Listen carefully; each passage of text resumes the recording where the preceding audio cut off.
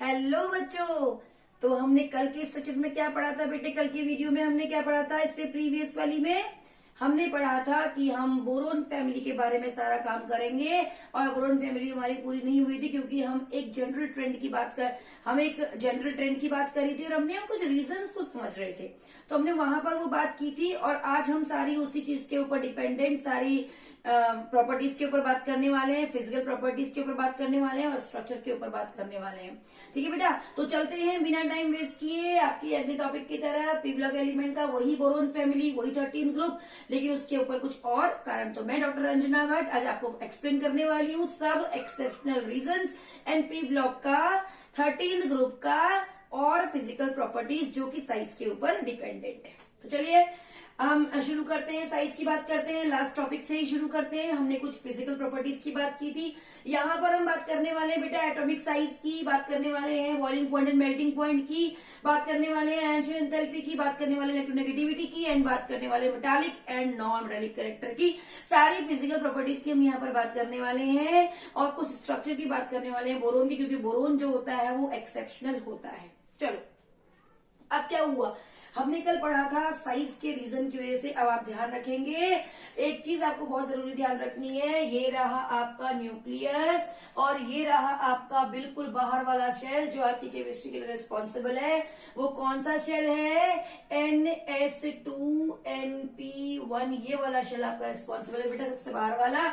और जैसे हम बॉटम 2 एलिमेंट्स की तरफ आ रहे थे तो वैसे वैसे क्या हो रहा था, 3D और 4D और 4F इलेक्ट्रॉन की एंट्री हो जा रही थी, उनका तांडव शुरू हो जा रहा था। उसकी वजह से क्या हो रहा था, कहानी जो एक जनरल चीज होनी चाहिए थी वो चेंज ना होकर इन्हें डगमगा गई। हमारे देखो साइज एक जनरली बढ़ना चाहिए था, तो किस तरीके से हमारे यहाँ पर थोड़ा सा एबनॉर्मेलिटी आ गई। उसकी वजह से हमारी सारी प्रॉपर्टीज में एबनॉर्मेलिटी आने वाली है। और बेटा हमें यहाँ पर ऑक्सीडेशन स्टेट की बात भी करने वाले हैं। ठीक, चलो तो यहाँ पर आया हमारा जब s ऑर्बिटल और p ऑर्बिटल हमारे पास होते हैं तो हमारे पास कहानी कुछ अच्छी होती है। क्यों? क्योंकि क्या होता है, इनके जो शील्डिंग इफेक्ट, उनकी जो दीवार होती है वैलेंस शेल और इसके बीच में थोड़ी मजबूत दीवार बनती है, इनका शील्डिंग इफेक्ट ज्यादा होता है, ये न्यूक्लियस को घेर लेते हैं, जिसकी वजह से बाहर वाला इलेक्ट्रॉन क्या होता है, फ्री हो जाता है और साइज क्या होता है, बढ़ जाता है। सेम चीज यहाँ पर है। यहाँ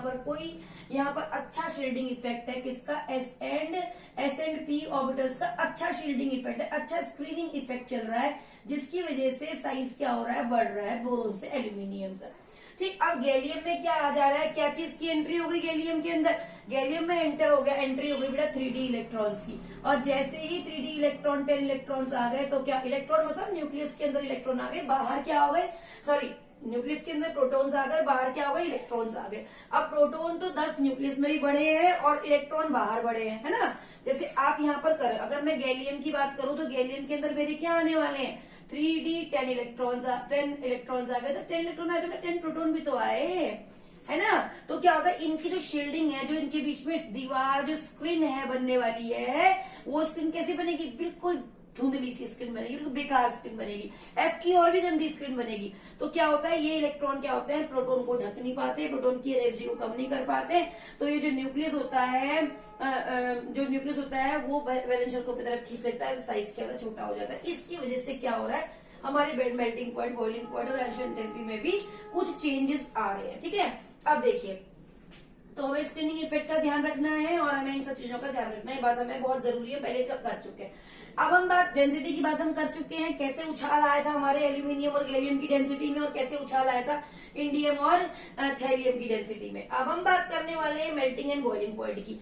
एक्चुअली होता क्या है बच्चों, जब भी आप मेल्टिंग और बॉइलिंग पॉइंट की बात करो, बॉइलिंग पॉइंट की बात करो और मेल्टिंग पॉइंट की जब भी बात करते हो, मतलब खास तौर पर मेल्टिंग पॉइंट की, तो आपको देखना है स्ट्रक्चर, बिल्कुल स्ट्रक्चर पे घुसना है बेटा।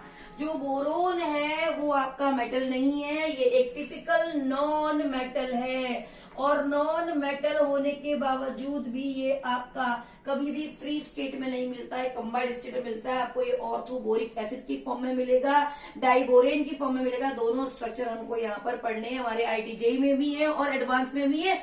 2016 में आईटी जेई में भी बोरोन के स्ट्रक्चर से एक सवाल पूछा हुआ था, जरा उसको हम डिस्कस कर लेते हैं। क्या था वो स्ट्रक्चर से सवाल?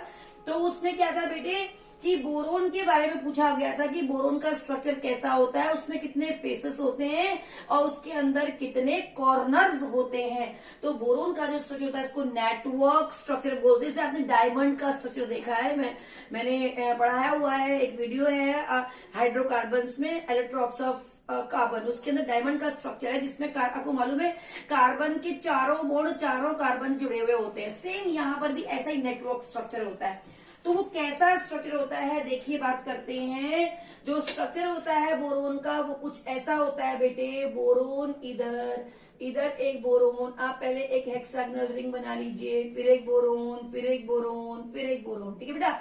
अब इसके साथ एक एक बोरोन लगा लीजिए जो कि पीछे की तरफ होगा। जैसे आप बेंजीन में बनाते हो, सिंपली एक एच लगाते हो, ऐसे आपको बोरोन इस तरीके से लगाना है, ठीक। अब ये बोरोन क्या होते हैं, ये बोरोन आपस में इस तरीके से रिंग बनाकर जुड़ा हुआ है। और ये बोरोन क्या है, यहां से जैसे बोरोन है, इस बोरोन की इसके साथ लिंकिंग, इस बोरोन की इसके साथ लिंकिंग, इसकी इसके साथ लिंकिंग, ठीक है बेटा, इसकी इसके साथ लिंकिंग, इसकी इसके साथ लिंकिंग, इसकी इसके साथ लिंकिंग, यहां से इसकी इसके साथ लिंकिंग, इसकी इसके साथ लिंकिंग, ऐसे लिंकिंग। तो कुछ इस तरीके से इनकी लिंकिंग होती है और ऐसे होने से इसको नेटवर्क सॉलिड बोलते हैं बेटा। जैसे ये इसकी लिंकिंग है, ऐसे स्ट्रक्चर को बोलते हैं, जो ऐसा स्ट्रक्चर दिखाई दे रहा है इसको बोलते हैं आइकोसाहेड्रल स्ट्रक्चर। तो इसका जो स्ट्रक्चर है वो है आइकोसाहेड्रल स्ट्रक्चर। तो 2016 में जी एडवांस में बल्कि ये पूछा हुआ था कि बताओ आइकोसाहेड्रल स्ट्रक्चर में कितने फेसेस और कितने कॉर्नर्स होते हैं। देखिए यहाँ पर कितने कॉर्नर्स दिख रहे हैं आपको, 6 यहाँ 6 यहाँ, तो कॉर्नर तो हो गए आपके यहाँ पर 12 और आपके फेसेस बेटा यहाँ पर 20 होते हैं। This is your answer of that question. तो बोरोन का स्ट्रक्चर नेटवर्क स्ट्रक्चर होने की वजह से इसका जो मेल्टिंग पॉइंट है वो बहुत ज्यादा हो जाता है सबके कंपैरिजन में, ठीक है। अब हमें क्या करना है, मेल्टिंग और बॉइलिंग पॉइंट की जब भी हमें बात आती है तो हमें उसको स्टडी करने के लिए इसको डिवाइड कर देना है 11th में और 12th के सिलेबस में, ठीक है। अब 11th के सिलेबस में क्या करना है, यहाँ पर जब भी हम बॉइलिंग पॉइंट की बात करेंगे तो यहाँ पर कोई भी एक्सेप्शन नहीं आएगा। तो जनरल ट्रेंड है वही आएगा। क्या होता है, on moving up to down boiling point decreases, क्योंकि यहाँ पर जो होता है 13-14 में जो होता है साइज डोमिनेट करता है।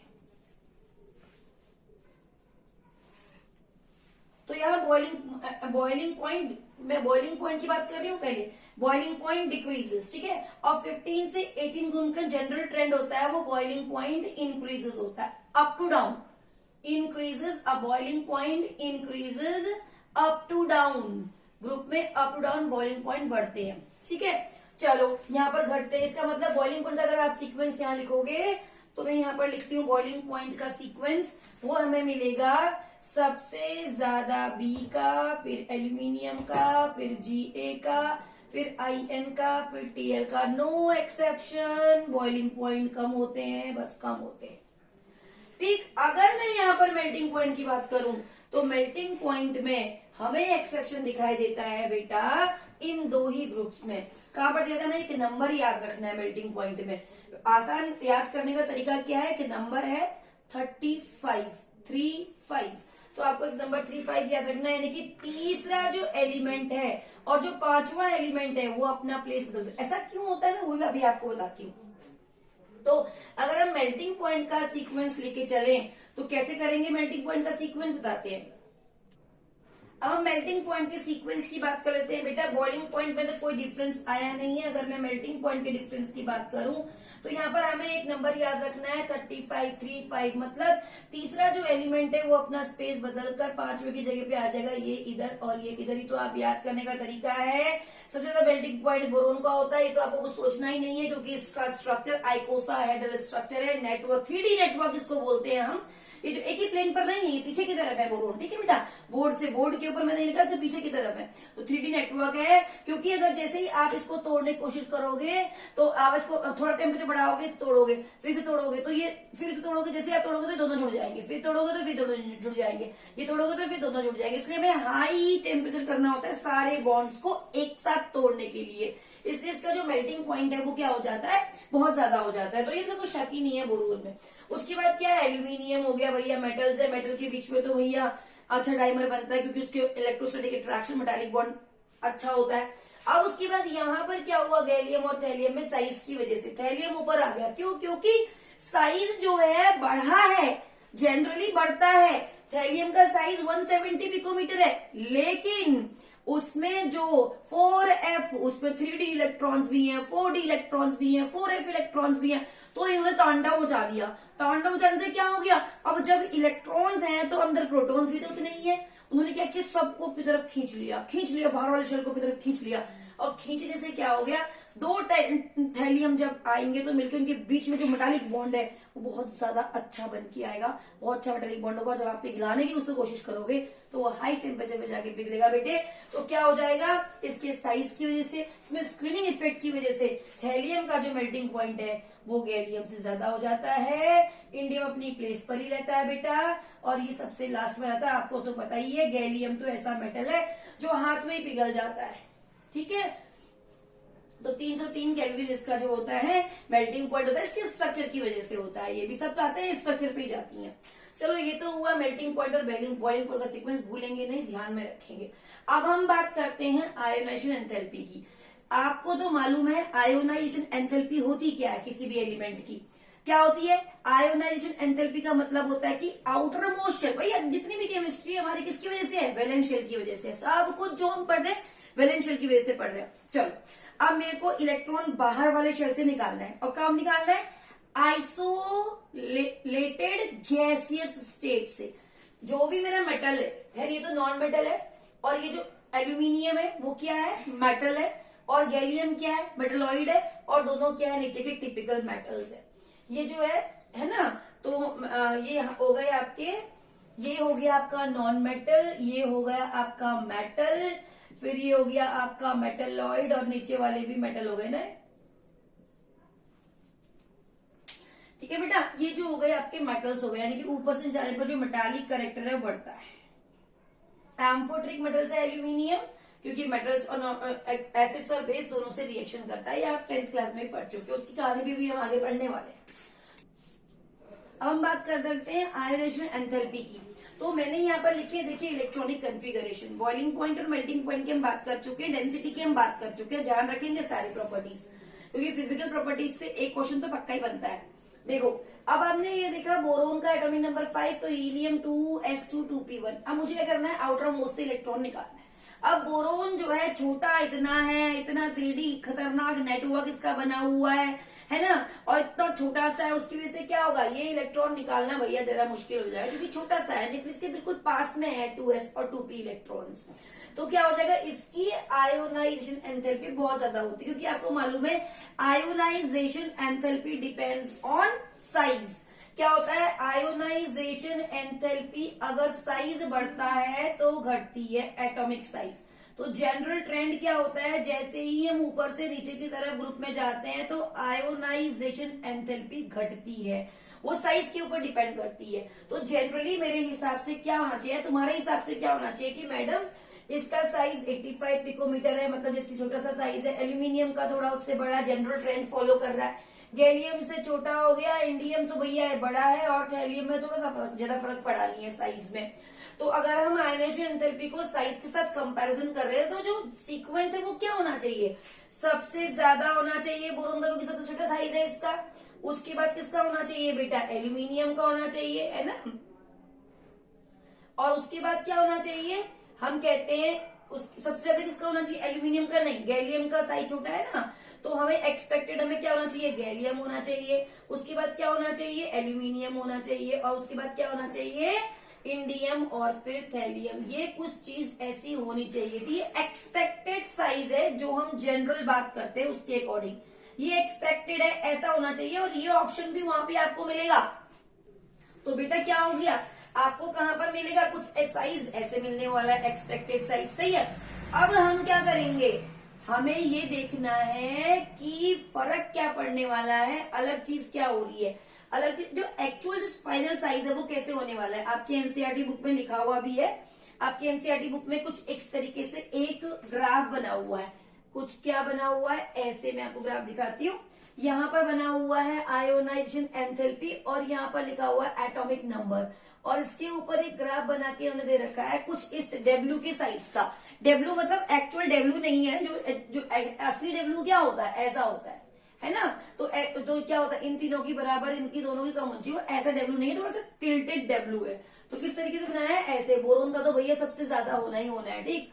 उसके बाद कैसे बनाया है, ऐसे और ऐसे और ऐसे और कुछ ऐसे, ऐसा डब्ल्यू बना हुआ है, ठीक। तो हम जब ऐसे डब्ल्यू की बात करते हैं तो क्या है, बैंगन, आलू, गाजर इन थैला। इसको जरा ऊपर लेके जाते हैं, गैलियम से ऊपर और थैलियम से, बोरोन से नीचे, इसको जरा ऊपर लेके जाते हैं। कुछ इस तरीके से बना हुआ है बेटा, ये देखो, ठीक है। अब हम क्या करेंगे, इसमें होता क्या है, क्योंकि देखो बच्चों, इसमें जो 4D आए, 4D ने जो ये वैलेंस शेल और इसके भी जो तांडव मचाया, उसमें फिर इसके बाद क्या, इसमें 4D दिखे हुए, लेकिन होंगे 3D भी, 3D भी आए, 4D भी आए, यहाँ पे 3D भी है, 4F भी है ना। ये देखिए इतने इलेक्ट्रॉन्स है, इनके आने की वजह से, इन इलेक्ट्रॉनों के आने की वजह से क्या हुआ बेटे, इन्होंने बीच में शील्डिंग जनरेट कर दिया। शील्डिंग कितना, बहुत लो शील्डिंग, न्यूक्लियस का होल्ड बहुत ज्यादा। तो थैलियम का हालांकि साइज बढ़ता है, उतना साइज नहीं बढ़ता। तो एक एक्सेप्शन आप यहाँ पर याद रखेंगे, वैसे हमेशा क्या होता है, जनरली आयनाइजेशन एंथैल्पी बढ़ती है, साइज घटता है, साइज घटता है तो एंथैल्पी बढ़ती है, एक्सपेक्टेड होना चाहिए, लेकिन ऐसा नहीं होता। जो थैलियम है उसका जो साइज है, उसमें जो स्क्रीनिंग इफेक्ट है कम है, जो स्क्रीनिंग इफेक्ट 3D और 4F इलेक्ट्रॉनों का, उसकी वजह से न्यूक्लियस का होल्ड इतना ज्यादा हो जाता है वैलेंस शेल पर बेटा, तो उसको निकालना बहुत मुश्किल हो जाता है, यानी कि इलेक्ट्रॉन को निकालने में बहुत एनर्जी लगती है। लेकिन बोरोन का आइकोसाहेड्रल स्ट्रक्चर उसके ऊपर डोमिनेट नहीं कर पाता, इसलिए जो आयोनाइजेशन एंथैल्पी का जो फाइनल ट्रेंड है ना बेटा, फाइनल जो है मतलब ऑर्डर, वो हो जाता है, देखो बोरोन का तो सबसे ज्यादा है ही है उसके नेटवर्क स्ट्रक्चर की वजह से, फिर बन जाता है आपका थैलियम, फिर आ जाता है आपका गैलियम, और फिर एल्यूमिनियम, और फिर लास्ट में इंडियम। ये आपका स्ट्रक्चर बन जाता है आयोनाइजेशन एंथैल्पी का। तो बच्चों बात करते हैं इलेक्ट्रोनेगेटिविटी की, क्या होने वाला है। इलेक्ट्रोनेगेटिविटी होता क्या है, इलेक्ट्रोनेगेटिविटी होता है किसी भी इलेक्ट्रॉन को अपनी तरफ खींचने की टेंडेंसी। मतलब इलेक्ट्रोनेगेटिविटी वो होता है जो इलेक्ट्रॉनों की कदर करना जानता है, उसे बोलते हैं इलेक्ट्रोनेगेटिव एलिमेंट। आपको पता है phone is the code of electronegativity. सबसे ज्यादा किसका होता है, पूरी पीरियड टेबल में फ्लोरीन की नेगेटिविटी होती है, क्योंकि उसका साइज छोटा होता है और वो इलेक्ट्रॉनों को खींच सकता है, बस अंदर नहीं ले सकता। तो इलेक्ट्रॉनों को सिर्फ खींचने की टेंडेंसी को बोलते हैं अपनी तरफ इलेक्ट्रोनेगेटिविटी, और जितना छोटा साइज उतना ज्यादा इलेक्ट्रोनेगेटिव, ठीक। तो जितना छोटा साइज उतना ज्यादा इलेक्ट्रोनेगेटिव, यानी कि साइज छोटा इलेक्ट्रोनेगेटिविटी ज्यादा, यानी कि दोनों एक दूसरे के इनवर्सली प्रोपोर्शनल है। कोड क्या होता है, फोन होता है, सबसे ज्यादा फ्लोरीन, फिर ऑक्सीजन, फिर नाइट्रोजन। इसके ऊपर तो बहुत सारी कहानी है, ठीक। अब देखिए यहाँ पर हम बात करते हैं इलेक्ट्रोनेगेटिविटी की। अब सोचिए बेटा किसके ऊपर डिपेंड है, साइज के ऊपर डिपेंड है। तो साइज की तो बात छोड़ दो, बोरोन तो सबसे ज्यादा होगा ही होगा इलेक्ट्रोनेगेटिव, क्योंकि नॉन मेटल्स अच्छे इलेक्ट्रोनेगेटिव होते हैं, ठीक। अब देखिए एल्यूमिनियम अच्छा मेटल होगा, क्यों, क्योंकि एल्यूमिनियम में क्या है, स्क्रीनिंग इफेक्ट ज्यादा है, न्यूक्लियस ने इलेक्ट्रॉन को खींच के नहीं रखा हुआ है, तो बाहर का इलेक्ट्रॉन आसानी से जा सकता है। यानी कि सबसे ज्यादा बोरोन, सबसे कम एल्यूमिनियम। कहानी बदल कहाँ रही है, तो बेटा कहानी बदल कहाँ रही है, इन तीनों के अंदर। अब देखिए इन तीनों कहानी को पढ़ते हैं, क्या है इस कहानी के अंदर, कहानी थोड़ा समझिए। गैलियम, इंडियम और थैलियम की बात मैं कर रही हूं। तो अब मेरा क्या होने वाला है कि जो ये 4F 5D 3D जो इलेक्ट्रॉन, 4D इलेक्ट्रॉन जो इसके अंदर घुसे पड़े हैं थैलियम के अंदर, उन्होंने तांडव मचाया। इलेक्ट्रॉन जो है उनको खींचने के लिए इलेक्ट्रॉन कुछ नहीं कर रहे, बड़े आलसी इलेक्ट्रॉन है, कोई स्क्रीनिंग नहीं कर रहे, न्यूक्लियस को कुछ नहीं पकड़ रहे, कुछ काम नहीं करते, लेजी है। लेकिन न्यूक्लियस नहीं है लेजी, न्यूक्लियस के अंदर तो जितने इलेक्ट्रॉन बाहर है उतने ही प्रोटॉन भी है उसके अंदर बढ़ते जाए भैया। अगर 10 इलेक्ट्रॉन यहाँ है, 10 प्रोटॉन यहाँ भी तो ऐड हुए तो क्या होगा, वो न्यूक्लियस ने तो अपनी फुल ताकत से काम किया जिससे वो एज यूजुअल करता है, ठीक। तो और ये F की शील्डिंग तो और भी गंदी है ना, D की शील्डिंग तो और कम शील्डिंग होने की वजह से गंदी शील्डिंग होने की वजह से, गंदी स्किन बनने की वजह से न्यूक्लियस ताक के पकड़ा हुआ, जहां देख रहा है हाँ भैया ठीक है, सबके ऊपर होल्ड है, सारे वैलेंस शेल के ऊपर। केमिस्ट्री वैलेंस शेल की वजह से होनी है, इन वैलेंस शेल की वजह से, इनके ऊपर इसके न्यूक्लियस का पूरा होल्ड है, थैलियम के न्यूक्लियस का। अब जब इसके न्यूक्लियस का पूरा होल्ड है तो क्या होगा, इस इलेक्ट्रॉन की नेगेटिविटी खींचने की टेंडेंसी बढ़ जाएगी। क्यों? क्योंकि साइज छोटा हो गया ना, तो नेगेटिविटी बढ़ जाएगी। तो इसलिए जो हम एक्सपेक्ट कर रहे थे, जनरल ट्रेंड जो हम एक्सपेक्टेड था, वो क्या था, सबसे कम, सबसे ज्यादा बोरोन, सबसे कम एल्यूमिनियम, किसकी क्या कर रहे थे हम, थैलियम, है ना, साइज की वजह से। तो ये हम एक्सपेक्ट कर रहे थे, ये ना होकर बेटा जो एक्चुअल है, बोरोन सबसे ज्यादा, उसके बाद थैलियम की नेगेटिविटी हो जाती है, उसके बाद इंडियम की, फिर गैलियम की, और फिर एल्यूमिनियम की। This is your final order of electronegativity. तो हम बात कर लेते हैं मेटालिक कैरेक्टर की। तो देखो ये नॉन मेटल है, ये नॉन मेटल है, ये मेटल है, फिर ये नीचे वाले और अच्छे मेटल थे, यानी कि on moving up to down metallic character increases. क्यों बेटा? मेटालिक कैरेक्टर इंक्रीजेस, है ना, बढ़ रहा है, यानी कि सबसे अच्छा मेटल कौन सा हो गया, Tl। अच्छा जी, अब हम बात करते हैं बहुत ही इंपॉर्टेंट इफेक्ट की, that is called oxidation state. तो क्या होने वाला है ऑक्सीडेशन स्टेट में? अरे भैया ये इलेक्ट्रॉनिक कन्फ्यूजन यहाँ पे लिखा हुआ है, कोई परेशानी नहीं है। क्या होता है ऑक्सीडेशन स्टेट? उसका मतलब होता है कि जितने इलेक्ट्रॉन दिए, और वो क्या है, केवल वैलेंस शेल से है बेटा, केवल वैलेंस शेल से। अब मैं कह रही हूं, तुम कह रहे हो, या फिर तुम रिएक्शन करवाने गए और तुमने बोरोन से कहा, बोरोन भाई मुझे तो 2 इलेक्ट्रॉन 3 इलेक्ट्रॉन दे दे, और मैं क्या करूंगा, मुझे बॉन्डिंग करनी है। मतलब कोई एलिमेंट गया, उससे मांगा, उसने बोला मुझे बॉन्डिंग करनी है, तो बोरोन ने कहा चल भाई ठीक है ले ले, चल कोई बात नहीं, मैं कोशिश करूंगा कि +3 बन जाऊं। लेकिन लेकिन लेकिन लेकिन बेटा ये बात आपको पक्का ध्यान रखनी है। क्या लेकिन? लेकिन बोरोन एनोमलस है, बोरोन एनोमलस है, एनोमलस बिहेवियर शो करता है, एनोमलस बिहेवियर है, नेटवर्क सॉलिड है, कोवलेंसी शो करेगा। ये नॉन मेटल है, ये कोवलेंट बॉन्ड बनाएगा बेटे। तो बोरोन कहेगा कोई बात नहीं, तुम ले जाओ, मैं कोशिश करूंगा +3 बनने की। लेकिन बेटा बोलेगा कि मेरा साइज इतना छोटा है भैया, कि जब बहुत सारा कोई खतरनाक रिएजेंट लेके आओगे तो ही मैं +3 बन सकता हूं, वरना +1 बनने में मुझे कोई परेशानी नहीं है। लेकिन ऐसा काम बोरोन नहीं करता, बोरोन बहुत ही कम होता है। बोरोन एनोमलस बिहेवियर होने की वजह से, साइज छोटा होने की वजह से, चार्ज अपॉन रेडियस रेशियो की वजह से, absence of empty D orbitals की वजह से, और किसकी वजह से, हाई इलेक्ट्रोनेगेटिविटी की वजह से, अपने स्ट्रक्चर की वजह से बोरोन एनोमलस है। चलो कोई बात नहीं, कहीं कहीं पर मिल जाएगा बोरोन +3 और +1 में, ठीक है।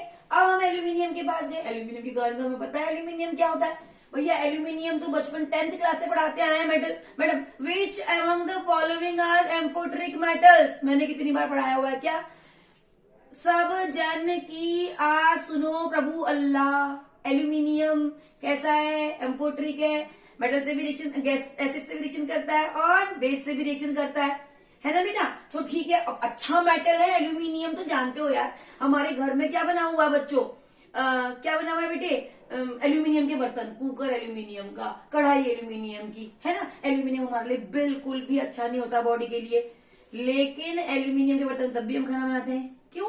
क्योंकि एल्यूमिनियम 10th में पढ़ाया हुआ होगा मैडम ने, क्या पढ़ाया कि एल्यूमिनियम को जब हम नया नया लेके आते तो बड़ा शाइनी होता है, चमकदार एकदम, लेकिन उसके बाहर निकलते ही जैसे ही हम उसको धोते हैं, वॉश करते हैं, कुछ भी करते हैं, एटमॉस्फेयर में लाते हैं, तो वो एटमॉस्फेरिक एयर के साथ में रिएक्शन करके अपने चारों तरफ एक लेयर बना लेता है, उसको बोलते हैं एल्यूमिनियम ऑक्साइड की लेयर, जो कि एक प्रोटेक्टिव लेयर काम करती है। अब एल्यूमिनियम ऑक्साइड की लेयर बन चुकी है, अब एल्यूमिनियम का बर्तन हमारे लिए हार्मफुल नहीं है, और हम उसमें खाना बनाते हैं और खाते हैं, ठीक। चलो भैया, एल्यूमिनियम तो आपको बताइए 3rd मोस्ट अबंडेंट मेटल है, वायर बनाने में काम आता है ना। तो वायरिंग बनाने के लिए हम इसका यूज करते हैं। एल्यूमिनियम की फॉइल्स अपने घर में, भैया कहीं जा रहे हो, चलो भाई बहुत अचानक जाना है, कहाँ जाना है, एग्जाम देना है, ये करना है, वो करना है। मम्मी कहेगी नहीं बेटे तू बाहर का मत खाइयो, वैसे कोरोना बहुत फैल रहा है, क्या करो खाना पैक कर दो। मम्मी फटाफट क्या निकालेगी, एल्यूमिनियम की फॉइल निकालेंगी, वहां पर उसका बड़ा यूज है ना बेटा। तो एल्यूमिनियम क्या है, एक अच्छा मेटल है, और मेटल कहाँ तक होते हैं, +1 +2 और +3 वैलेंसी तक। लेकिन एल्यूमिनियम क्या करता है, कहीं पर प्लस कोवैलेंसी शो करता है और कहीं पर मेटालिक बिहेवियर शो करता है, 3 इलेक्ट्रॉन दे देता है। तो एल्यूमिनियम कहता है ठीक है भैया, मैं जो है ठीक है, मैं +3 में बहुत ज्यादा मिलने वाला हूँ आपको, और +1 बहुत ज्यादा मैं +3 में ही मिलूंगा, +3 में ही मिलेगा एल्यूमिनियम। +1 में भी हो सकता है कहीं कहीं कहीं कभार कहीं कुछ हुआ, रेयरली, तो क्या होगा एल्यूमिनियम +3 में मिलेगा। चलो भैया गैलियम के पास गए तुम और तुमने कहा भाई साहब 2 इलेक्ट्रॉन दे दो, बाहर के 3 इलेक्ट्रॉन दे दो। तो गैलियम ने बोला भैया स्ट्रक्चर तो ऐसा है, डायमर की फॉर्म में मिलता हूँ, गैलियम कुछ इस तरह की डायमर की फॉर्म में मिलता है, और बोला कि भाई स्ट्रक्चर इस तरीके का है कि बहुत जल्दी मेल्ट हो जाता है और हीट वीडियो ज्यादा वो नहीं कर पाता, सहन नहीं कर पाता।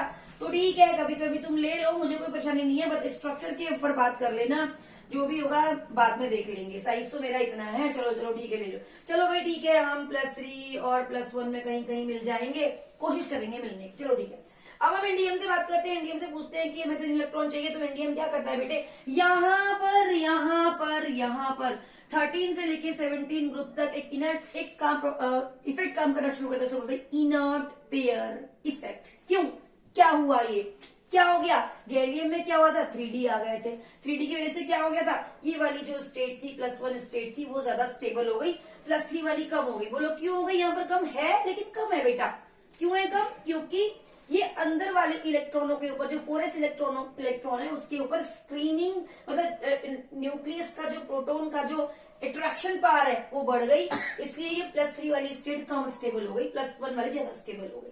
अब हम बात करते हैं इंडियम की। इंडियम में तो भैया 3D 10D तो 4D भी आ गए, 3D भी आ गए है बेटा। तो क्या हो गया, 3D भी है इसके अंदर, 4D भी है इसके अंदर। तो अब क्या होने वाला है, इंडियम में और अट्रैक्शन बढ़ रहा है, जिसकी वजह से क्या हो रहा है बेटा, ये वाले इलेक्ट्रॉन क्या है, इनर्ट हो जा रहे हैं। क्यों, क्योंकि आपका जो इंडियम का न्यूक्लियस है वो कैसा है, सर्कुलर है, स्फेरिकल है, और एस भी ये एक्चुअली जो इनर्ट पे इफेक्ट होता है वो शेप की वजह से ही होता है। तो एस ऑर्बिटल का शेप कैसा है, स्फेरिकल है, न्यूक्लियस भी कैसा है, स्फेरिकल है। तो एस के ऊपर तो बहुत ही होल्ड हो गया, किसकी वजह से, उसके शेप की वजह से। पी के ऊपर इतना होल्ड नहीं हुआ, तो एस जो हो गए बहुत ज्यादा खिंच गए अंदर की तरफ। पी डम्बल शेप होने की वजह से उतना होल्ड नहीं हो पाया जितना एस के ऊपर होल्ड हो पाया। तो क्या हो गया, अंदर वाले जो ये इलेक्ट्रॉन है वो इनर्ट बन गए, यानी कि अब इंडियम में जो है कहीं पर इंडियम +3 में कहीं पर मिल जाएगा, लेकिन +1 ज्यादा मिलेगा। और अगर आप थैलियम की बात करोगे बेटा, तो थैलियम में तो भैया जो अंदर इलेक्ट्रॉन है, इलेक्ट्रॉन तो परेशान हो रखे, खींचे जा रहे फुल पावर में इलेक्ट्रॉनिक प्रोटॉन, ये न्यूक्लियस के अंदर इसकी प्रोटॉन तो फुल पावर में है, इलेक्ट्रॉनों की जो एनर्जी है बिल्कुल खत्म, पे कुछ कहानी नहीं है, बिल्कुल लेजी आदमी, कुछ काम नहीं करना चाहते, बस बैठे हैं एक जगह पे। तो और प्रोटॉन अब जो न्यूक्लियस है वो पूरा अपनी फुल होल्ड में है। अब ये भी स्फेरिकल है और ये एस भी स्फेरिकल है, तो जैसे ही ये आने लगते हैं तो क्या होता है भैया, ये आराम से अपनी तरफ इसको बहुत ताकत से एकदम जकड़ लेगा, और जकड़ने की वजह से क्या हो जाएगा, ये 6 इलेक्ट्रॉन पार्टिसिपेट नहीं करेंगे। तो इन थैलियम से आप इलेक्ट्रॉन नहीं मांग सकते 6x, क्यों, क्योंकि 6x से 2 इलेक्ट्रॉन इनर्ट बन गए, न्यूक्लियस से नहीं जा सकते तुम बाहर।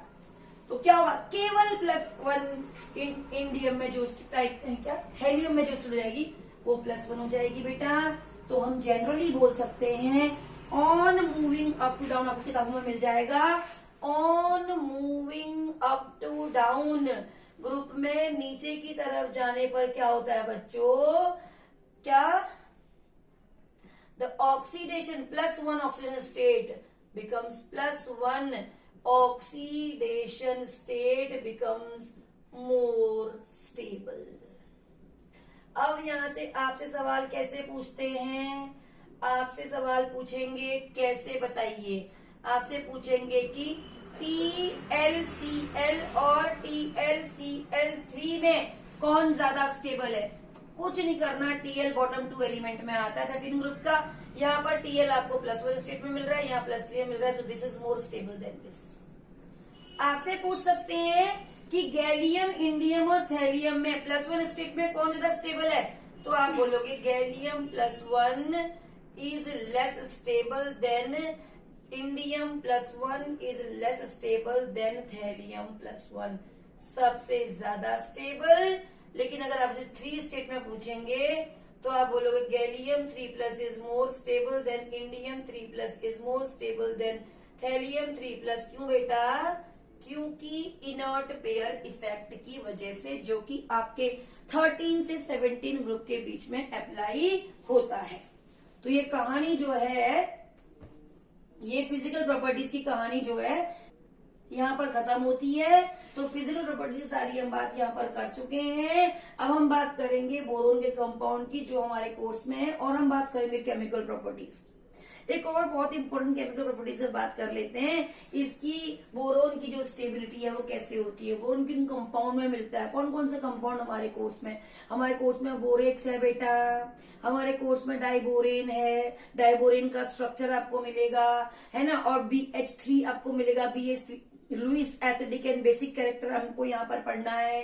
केमिकल रिएक्टिविटी पढ़नी है, AR से रिएक्शन करेंगे तो कैसे मिलेगा, और बोरोन अगर किस किस फॉर्म में मिलता है, तो ये सब बातें हम करने वाले हैं नेक्स्ट पार्ट में।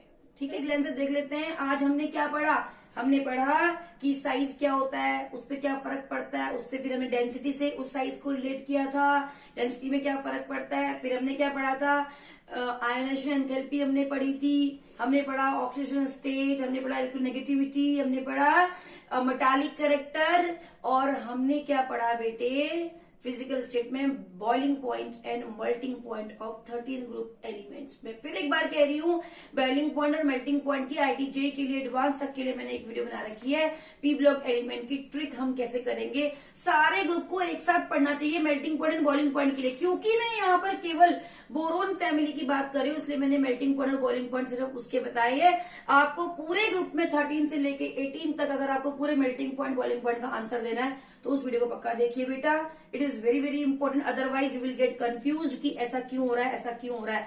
क्योंकि कभी भी जो होता है, ट्रिक भी तभी काम करती है जब हमारे कंसेप्ट क्लियर होते हैं। तो कंसेप्ट क्लियर करने के लिए आप इन वीडियोस को बैक, जो वीडियोस आ रखी है उनको पढ़ते रहिए, समझते रहिए, और फिर ज्यादा तो हम आपको पढ़ा ही रहे हैं।